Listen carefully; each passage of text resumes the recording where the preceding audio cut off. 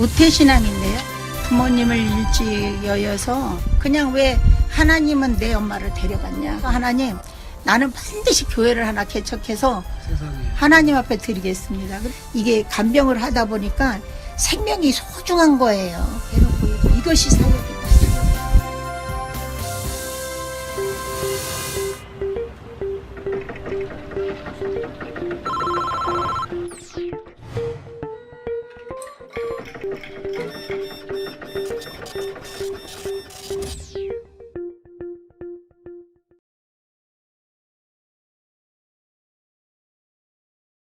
우리 여사님 소개 좀 부탁드립니다. 네, 저는 현재 K병원에서 4년차 간병인 일을 하고 있는 김다솜입니다. 간병인들을 여사님 이렇게 부르나 봐요?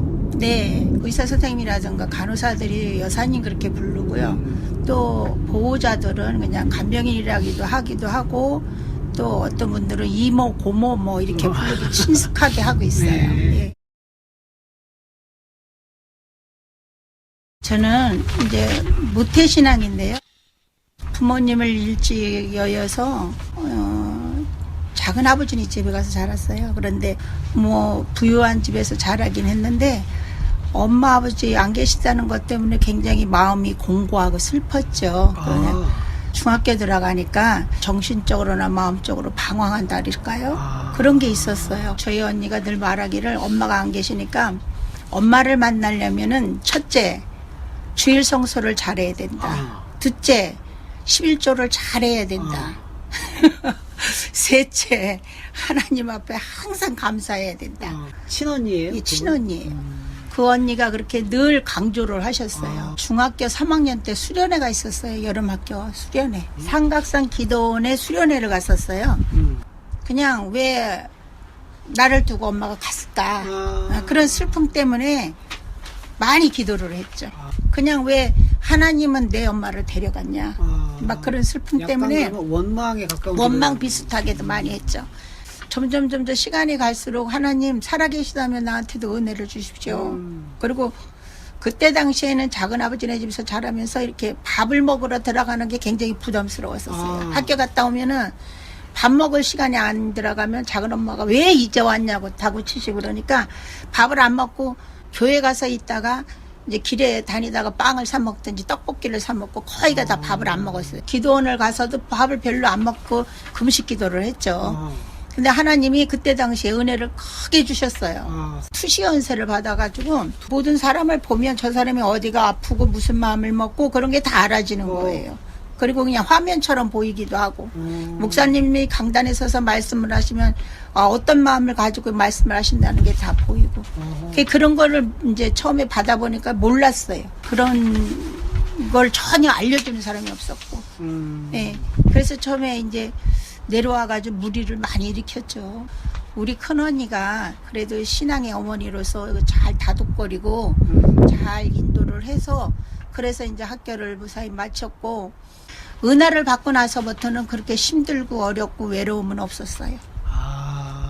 그 은혜를 받았을 때 하나님 주신 말씀이 데살로니가전서 5장 16절 말씀 항상 기뻐하라 쉬지 말고 기도하라 범사에 감사하라 이것이 하나님의 뜻이라 말씀하셨는데 그 말씀을 늘 묵상하고 여지껏도 그 말씀을 가지고 묵상을 해요. 저는 그 전에는 외롭고 네. 엄마가 왜 안 계시지 하는 어떤 그런 깊은 고독이 있었는데 그 은혜를 받고 나서는 그런 생각도 없어졌고 하나님이 살아계시다는 걸 알기 때문에 그 다음부터는 어떻게 하면 하나님을 기쁘시게 해드릴까 어떻게 하면 하나님 앞에 감사의 조건이 더 많아질까 그리고 하나님 기도를 쉬지 말라고 기도했는데 나는 하나님 밥도 먹어야 되고 숨도 쉬어야 되고 그런 것 때문에 늘 고민이 많았었어요. 어떻게 해야 쉬지 않고 기도를 하나.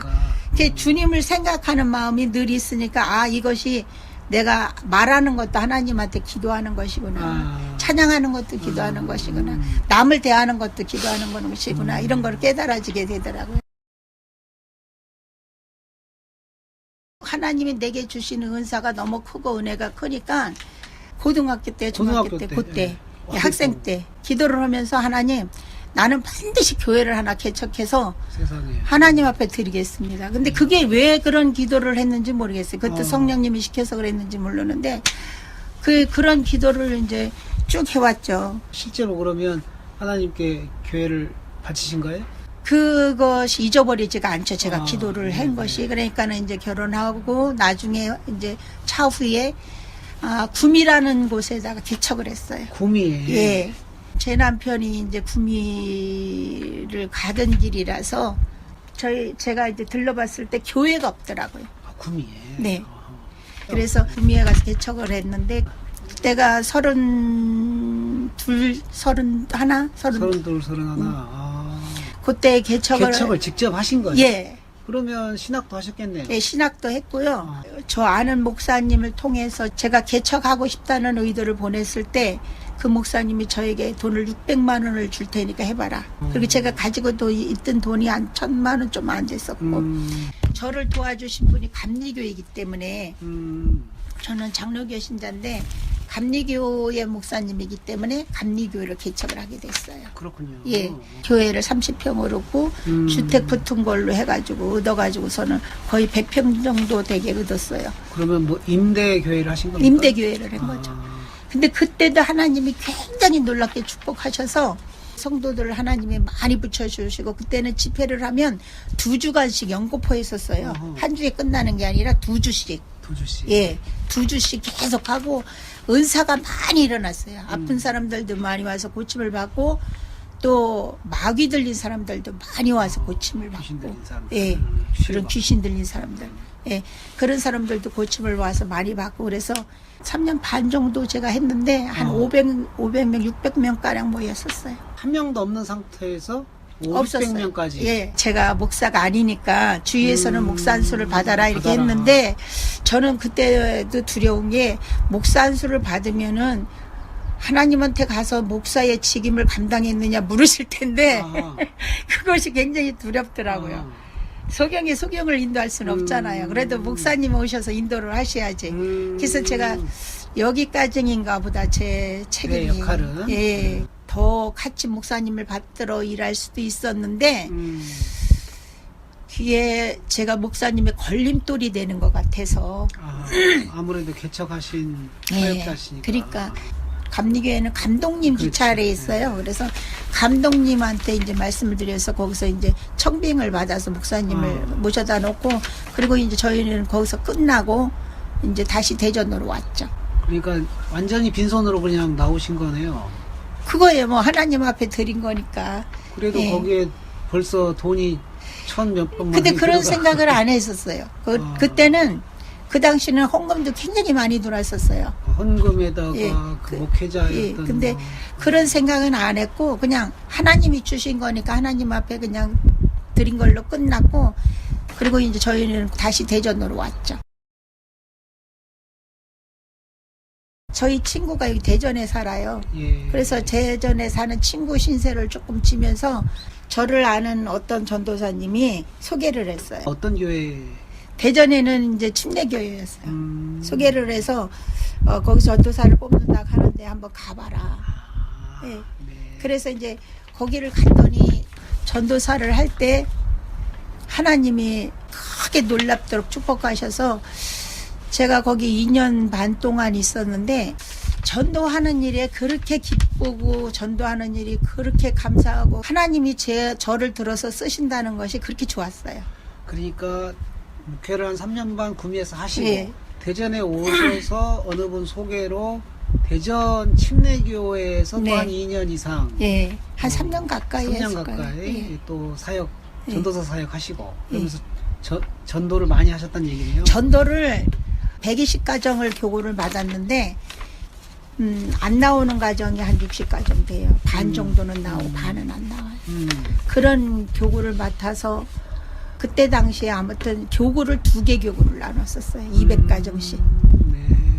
그래서 3교구가 돼버렸죠. 한 교구를 한 교구가 세 교구로 네. 이렇게 그렇게 한 성장을 거구나. 했었어요. 굉장히 부흥됐었어요. 그 여사님이 목회 소질이 아주 많으신 거구나.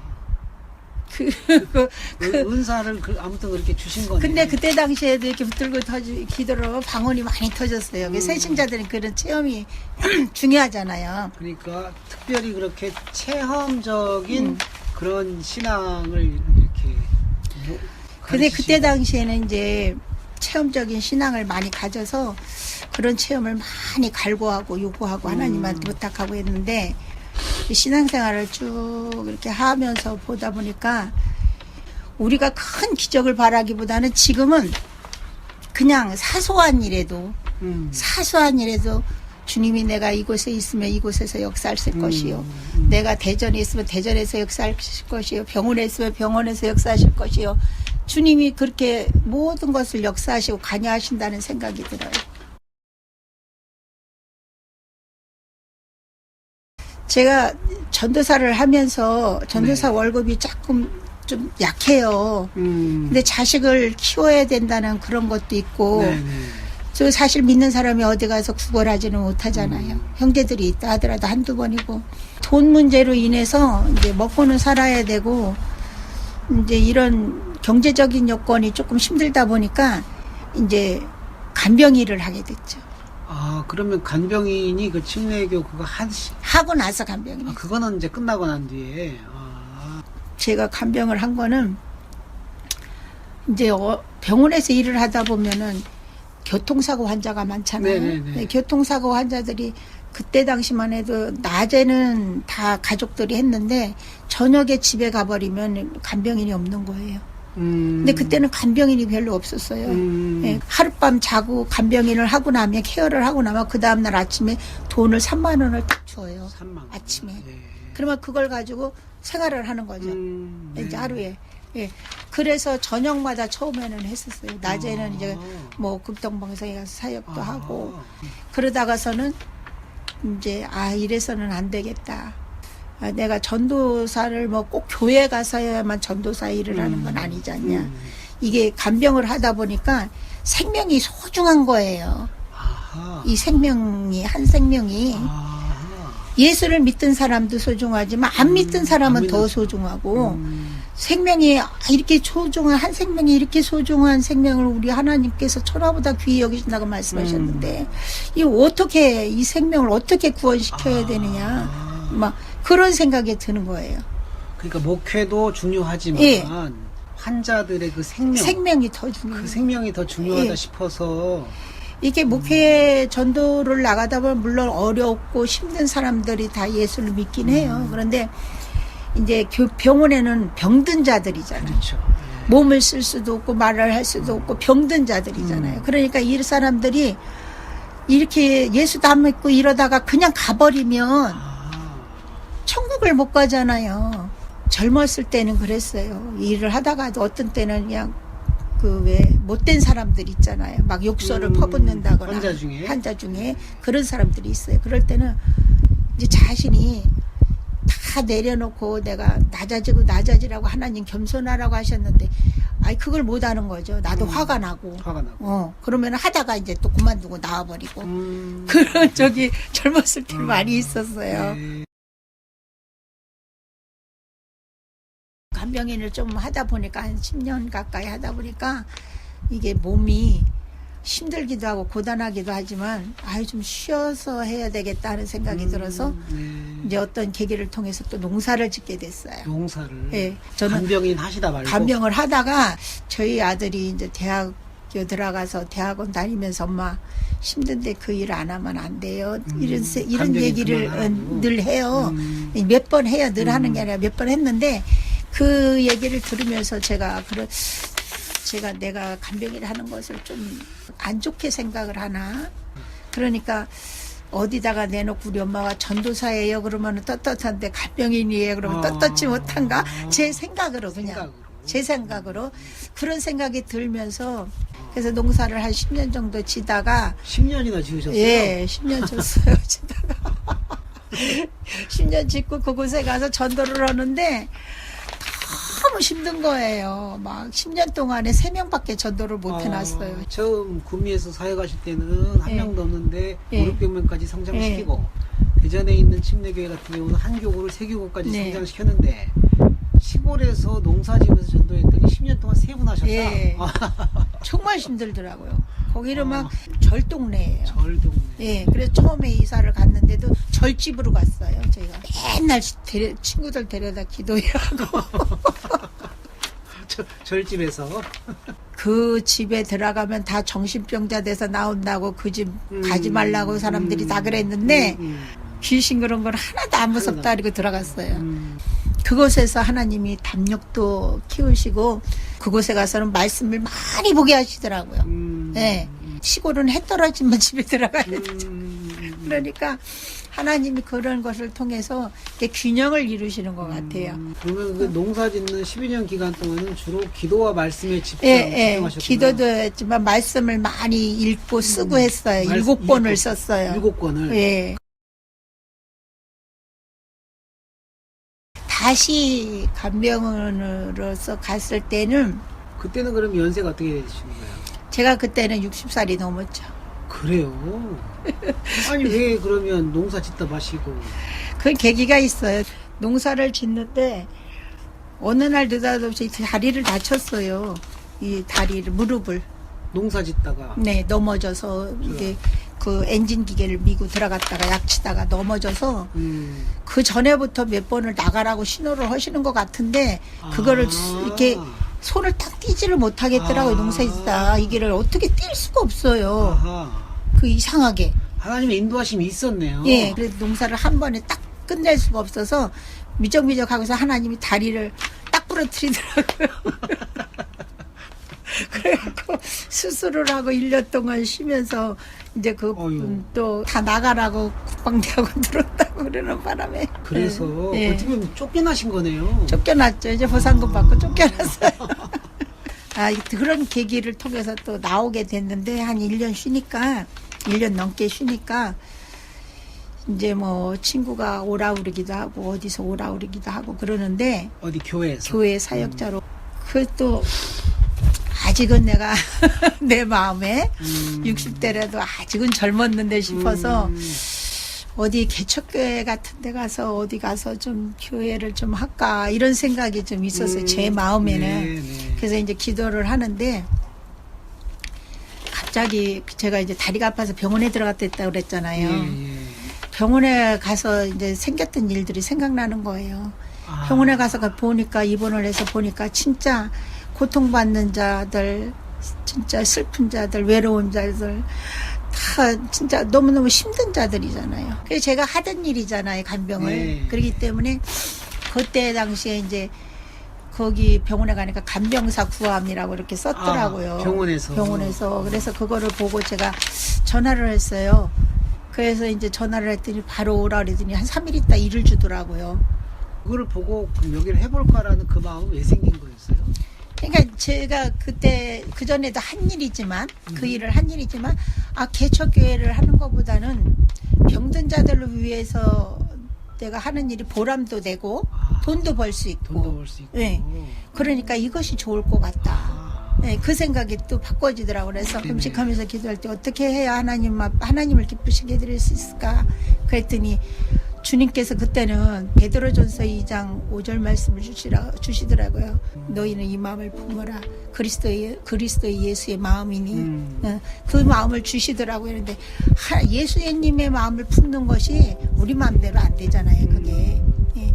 그런데 하나님께서 항상 기뻐하라, 쉬지 말고 기도하라, 범사에 감사하라. 이 일을 끊이지 않고 하려면 물론 개척도 중요하지만 환자들을 만나서 내가 그 환자들을 영혼을 구원하려고 애를 쓰다 보면 이것도 하나님 기쁘시게 하겠구나. 이것도 사역이구나. 저는 그것이 아주 노골적으로 사람들한테 대놓고 이것이 사역이다.